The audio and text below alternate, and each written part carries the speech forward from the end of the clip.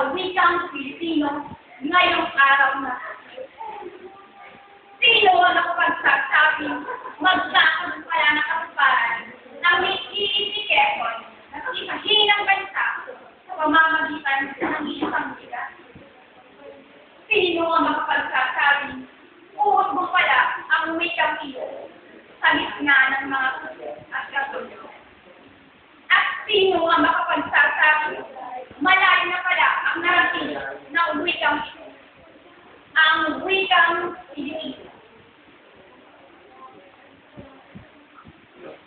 Sa kabila ng mga batikot, na ito raw ay hindi subasa namin sa kabuuan ng Pilipinas. Hindi mo ay kakailang ito ay ginagamit ng mas nakararaming Pilipino. Hindi ba sa loob ng ating mga bahay, Pilipino ang nangingibabaw?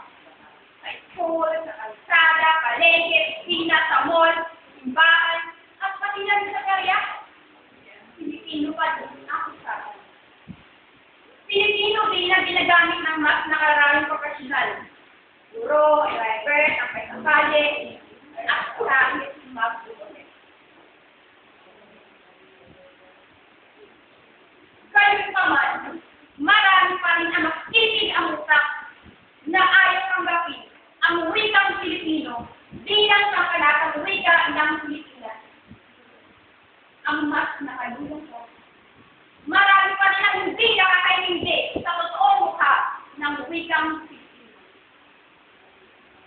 Ang akala ng iba ay Tagalog pa dito, kaya kung generasyon na ito ng mga wika sa Pilipinas at naging ng ibang banyagang wika. Halimbawa sa normal na pagkakita, ang pinating alam ay wikang Pilipino na ang aking sinasalita at hindi purong Tagalog.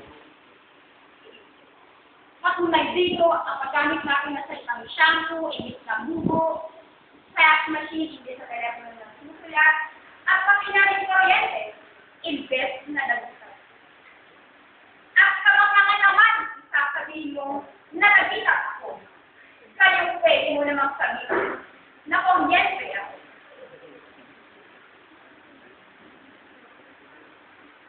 Isa ngayong hapon ang nakaumang sa ating mga nabubuhay sa makabagong Pilipinas.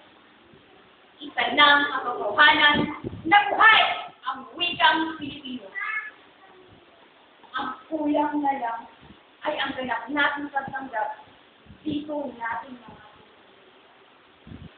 Bagamat patay na ang karamihan sa mga nagsulong na isang wikang pambansa, bigyan man lang natin ng saysay ang wikang tunay na nagbubuklod sa ating mga Pilipino.